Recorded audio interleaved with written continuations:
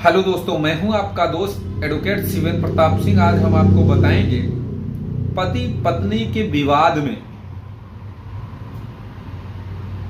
पति को कब समझौता नहीं करना चाहिए। कहने का मतलब ये, लाख महिला चाहे, लाख पत्नी चाहे कि मैं समझौता करके इससे अलग हो जाऊं वगैरह वगैरह, तो कब आपको समझौता करना ही नहीं चाहिए या कब आपका फ्री में केस समाप्त हो जाएगा, फ्री में समझौता हो जाएगा, इसके बारे में आज हम आपको बताएंगे। ध्यान रखिए कि जब भी कभी पति पत्नी का डिस्प्यूट होता है तो पत्नी ये समझ के चलती है, ये मान के चलती है कि आज नहीं कल अपने पत्नी को, माफ करिएगा, अपने पति को मैं जेल भिजवाऊंगी, उसके परिवार वालों को जेल भिजवाऊंगी और इससे अच्छा खासा पैसा लेकर समझौता करूंगी, या यूं कहें उसके दिमाग में होता है हर महीने इससे मेंटेनेंस लूंगी और अपने घर में बैठ के आयश करूंगी।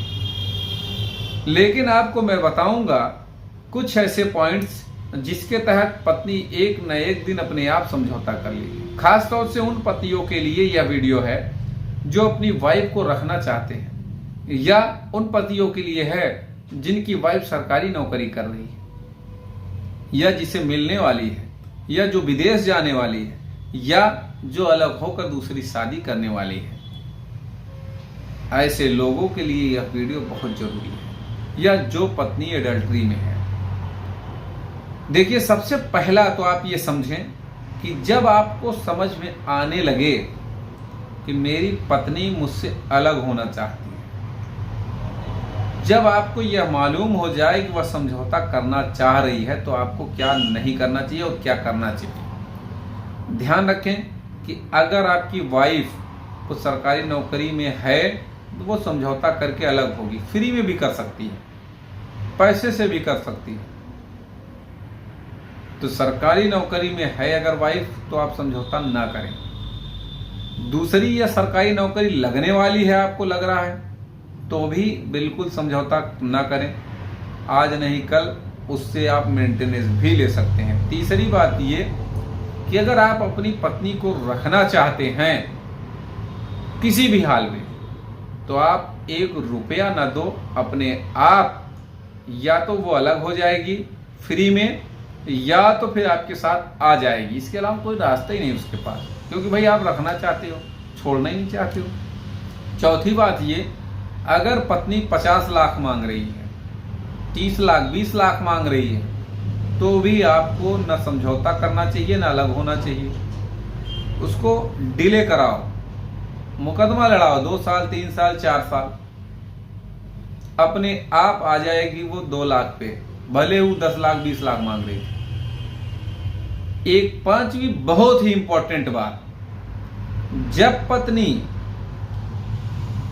26 से 30 साल के बीच हो, तब आपको डाइवोर्स नहीं देना चाहिए। क्यों? क्योंकि जिस दिन 30 के पार होनी शुरू होगी, 35 तक जाएगी, 32 तक जाएगी, तो उससे शादी कोई करेगा नहीं। तो जैसी ही वो उसकी एज बढ़ना शुरू होगी, बढ़ रही होगी, एज की भी एक लिमिट होती है, उसके बाद लोग उसको पूछेंगे नहीं, तो वो सोचेगी अब मैं यार कहीं ना कहीं सेटल हो जाऊं, किसी से शादी कर लूं, समझौता करके जो भी ये दे रहा है ले लो, है काम खत्म करो। तो आप बिल्कुल समझौते के लिए मत तैयार होना, बिल्कुल समझौते के लिए मत मानना, अड़े रहना कि मुझे इसको रखना है, मुझे इसको ले जाना है।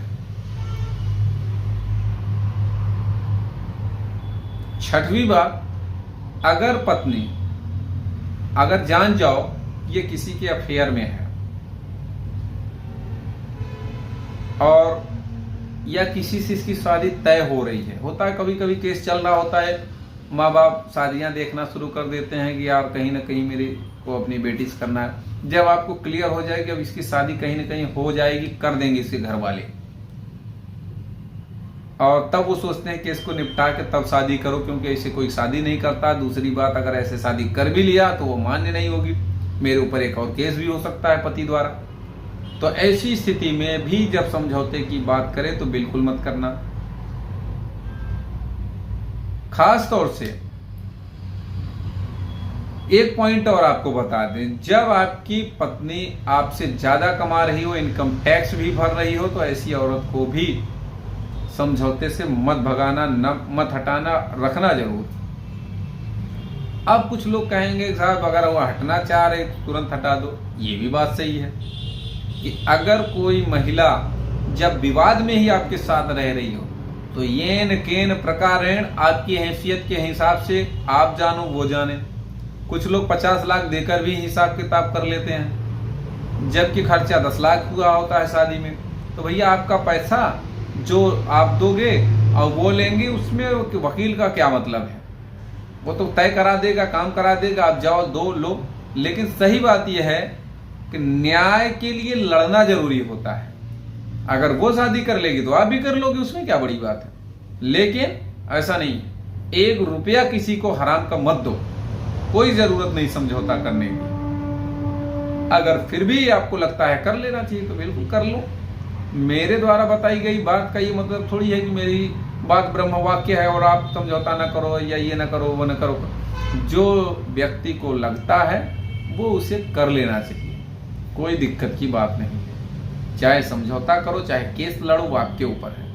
उम्मीद करता हूँ, आशा करता हूँ आज का यह वीडियो आपको बेहद पसंद आया है। अगर वीडियो पसंद आए तो वीडियो को लाइक करें, शेयर करें। यूट्यूब चैनल CBN हाईकोर्ट को जरूर सब्सक्राइब करें। कोई सवाल शेष रह गया है तो स्क्रीन पर चल रहे नंबर पर फोन करके भी आप जानकारी ले सकते हैं।